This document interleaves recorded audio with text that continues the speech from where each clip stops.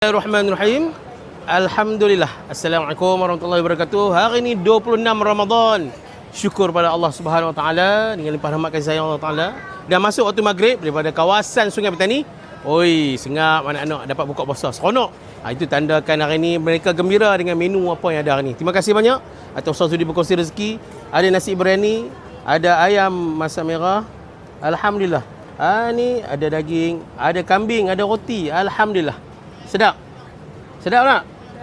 Sedap. Alhamdulillah. Syukur pada Allah Ta'ala. Okey, baik. Alhamdulillah anak-anak. Hari ni berapa Ramadan ni? 26 Ramadan. Malam ni malam ke berapa? 27 Ramadan. Malam ganjil. InsyaAllah. Mudah-mudahan Allah takdirkan. Hadiahkan pada pakcik-makcik dengan malam apa? Lailatul Qadar. Amin, amin, ya rabbal alamin. Terima kasih banyak atas Ustaz sudi berkongsi rezeki dengan adik-adik asnaf hari ni dapat buka puasa sedikit istimewa daripada hari-hari lain. Alhamdulillah. Okey, jom kita tengok anak pelajar-pelajar lelaki. Allahu Akbar. Ni pelajar-pelajar lelaki pula. Diam je depa. Seronok insya-Allah. Alhamdulillah. Assalamualaikum anak-anak.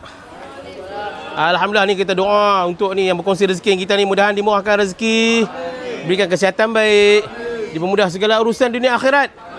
Mudah-mudahan malam ni, malam 27 Ramadan ditemukan dengan malam.